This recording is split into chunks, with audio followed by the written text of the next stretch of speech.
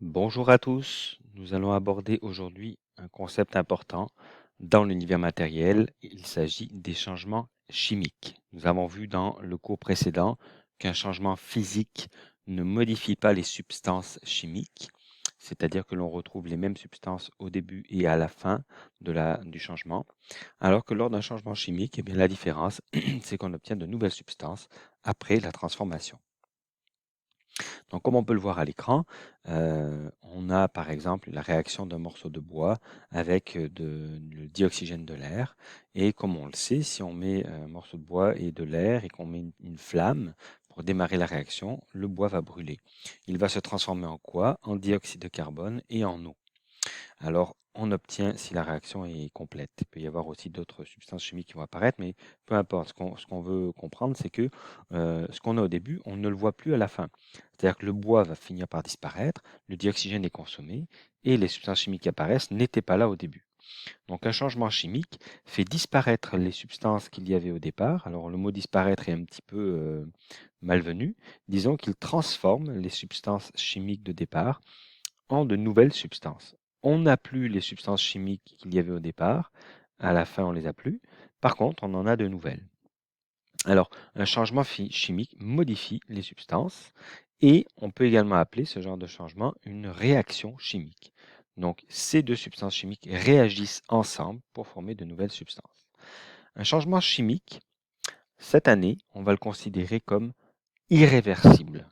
Alors vous verrez plus tard que ce n'est pas toujours vrai dans certaines conditions, mais globalement, lorsque un morceau de bois réagit avec le dioxygène de l'air, il se transforme en cendre, en fumée, etc. Et vous imaginez bien que on ne peut pas retrouver un morceau de bois après en assemblant les fumées, l'eau, etc. On va avoir du mal à refaire le morceau de bois. Donc on considère que c'est irréversible, ce qui est le cas la plupart du temps. Alors, il est important de bien comprendre comment on organise une réaction chimique ou un changement chimique. Déjà, la façon dont on l'écrit, on a vu qu'il y avait des substances chimiques au départ, donc vous vous rappelez, on les représente avec des petits cercles colorés, et on voit une flèche entre les deux, et ensuite on voit des nouvelles substances après. Alors, toutes les substances chimiques qu'il y a avant la flèche, on appelle ça les réactifs. Ce sont les substances chimiques qui vont réagir ensemble. Tout ce qui apparaît à la fin, c'est ce que l'on a produit et donc on les appelle les produits. On les retrouve après la flèche et donc c'est les substances chimiques qui nous restent une fois que la réaction a eu lieu. Alors, dans l'exemple qui est devant nous, on a une substance chimique ici qui est au début et une autre qui est au début. Alors, on va appeler cette substance chimique, ça va être le premier réactif. Et ça, ce sera le deuxième réactif. Il n'y en a pas toujours deux, il peut y en avoir trois, quatre, un. Mais l'important, c'est de bien les différencier. Donc là, on en a un à gauche et on en a un autre ici. Puis après la flèche, donc vous comprenez bien que la flèche est très importante, elle nous indique le temps qui passe, on va y revenir. Eh bien, on obtient deux substances chimiques. Et on n'en obtient pas toujours deux, on peut en obtenir une, deux, trois, peu importe. Mais toutes les substances chimiques que l'on obtient, ce sont des produits. Donc là, on a un produit, et là, on en a un autre, dans notre exemple. Alors, cette flèche que l'on voit depuis tout à l'heure, elle a un sens très précis dans une réaction chimique. Elle symbolise l'écoulement du temps. Donc le temps avance, le temps passe et on se retrouve avec de nouvelles substances après.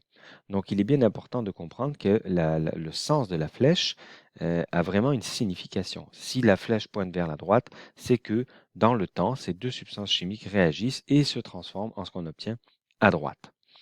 Donc, cette flèche, à ne pas confondre avec un égal, parce que de temps en temps, étant donné que vous faites des mathématiques en même temps, on voit apparaître dans vos équations chimiques un égal. Alors, ça n'est pas un égal, hein. Il y a vraiment une signification plus profonde qu'un égal, dans le sens où oui, il y a une équivalence, on retrouve les mêmes substances, les mêmes atomes en tout cas au début et à la fin, mais il n'y a pas d'égalité dans le sens que on ne peut pas revenir en arrière forcément. La flèche nous indique vraiment le sens d'écoulement du temps. Ensuite, là, c'est ce qui fait que ça ressemble à une équation mathématique. Évidemment, on met un symbole pour signifier qu'il y a éventuellement plusieurs substances chimiques du même côté.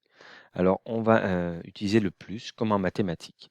Donc, si vous mettez cette substance chimique, donc du fer, avec du dioxygène qu'il y a dans l'air, donc on écrit 4 fer plus 3 dioxygène, donc le fer plus le dioxygène, ça se transforme en rouille. Ça, c'est la formule chimique de la rouille, le trioxyde de difer. C'est ce qui nous explique que le fer rouille lorsqu'on le laisse dans le temps. Dehors, vous avez sûrement déjà vu des morceaux de fer rouillés. Donc, le plus nous informe qu'il y a plusieurs réactifs. On pourrait avoir un plus à la fin pour nous informer qu'il y a plusieurs produits. Et entre chaque produit, on mettrait un plus. Entre chaque réactif, on mettrait un plus. Ensuite, vous voyez bien qu'il y a des formules chimiques. Donc ça, c'est la façon de représenter les substances chimiques, on en a déjà parlé. Et il y a des chiffres qui apparaissent devant ces formules chimiques. Alors ces chiffres qui sont devant les formules chimiques, ce sont des chiffres qui nous informent de combien de fois on retrouve cette substance dans la réaction. Alors on a déjà vu comment fabriquer une formule chimique. Donc on va se rappeler par exemple que si on a cette substance chimique, on sait que tout ça est collé ensemble, ça veut dire que tout ça c'est une molécule qui contient 3 atomes d'oxygène et 2 atomes de fer, tout ça est collé. Mais que signifie le 2 à l'avant ou le 4 ici à l'avant du fer? Mais ça veut dire que on a 2 fois, si on va avec le 2 ici, toute cette substance chimique, on la retrouve 2 fois. Donc, on appelle ça un coefficient et il nous indique combien de substances chimiques vont réagir et il correspond à la substance chimique qui est derrière lui. Donc, d'où l'intérêt de ne pas confondre les indices, on avait vu qu'il faut écrire en indice dans une formule chimique, et les chiffres normaux. Quand on écrit un coefficient, on l'écrit de manière normale, pas en indice. On l'écrit à l'avant de la molécule que l'on veut multiplier, si on veut. Et l'indice, on l'écrit à l'arrière de l'atome que l'on veut multiplier, mais à l'intérieur d'une molécule. Donc ça, c'est une histoire d'habitude, on finit par ne plus s'en rendre compte, mais il faut bien comprendre que un chiffre ou un nombre écrit devant une substance chimique, c'est un multiplicateur. Donc il va y avoir 4 fois du fer qui va réagir avec 3 dioxygènes, et tout ça, ça va former dans le temps 2 molécules de trioxyde de difer. Alors ces chiffres-là, on les appelle des coefficients. Alors, pour revenir aux indices, aux changements chimiques, il existe des indices, donc des moyens d'essayer de déceler si on a affaire à une transformation chimique ou un changement chimique. À noter qu'on utilise bien le mot indice parce que ça n'est pas automatique. Donc, c'est pas parce qu'il y a, par exemple, de la lumière ou de la chaleur que c'est forcément un changement chimique, mais disons que c'est un indice. Et plus on va avoir d'indices de changement chimique, plus on va presque se rassurer et se confirmer qu'on a affaire à une réaction chimique. Alors, quels sont les indices qui peuvent nous permettre de penser qu'on a affaire à une réaction chimique? Premièrement, dégagement de lumière. Donc, si on voit par exemple, quand un objet brûle, on voit la couleur de la lumière bleue, orange, rouge ou bleu ou jaune, eh bien, notre œil détecte cette lumière. Ça peut être un indice qu'il y a à l'intérieur du morceau de bois un changement chimique. Également, si on rapproche nos mains d'un morceau de bois en train de brûler, on va bien détecter quelque chose, on va détecter de la chaleur. C'est un autre indice qu'il y a à l'intérieur ici une réaction chimique. Je répète, ça n'est pas automatique. Il peut y avoir détection de chaleur et que l'on n'ait pas affaire à un changement chimique. Donc, plus on va accumuler d'indices, plus on va tendre vers l'explication changement chimique. Qu'est-ce qu'on peut avoir d'autre? On peut avoir une effervescence. Donc une effervescence, c'est un dégagement gazeux. Donc là, on voit, on a mis la petite pastille dans de l'eau et on voit des petites bulles apparaître. Donc une effervescence peut nous amener à penser qu'il y a un changement chimique qui a lieu ici. Donc là, ce serait des petites bulles, par exemple, de dioxyde de carbone qui seraient libérées par réaction chimique. Mais ça n'est pas automatique, encore une fois. Qu'est-ce qu'on peut avoir? On peut avoir également un changement de couleur. Donc on regarde un objet et petit à petit, on le voit changer de couleur. Donc ça peut être un indice de transformation ou de changement chimique, comme la rouille qui apparaît sur un morceau de fer. Est-ce que c'est significatif? Est-ce que c'est automatiquement un changement chimique? Non.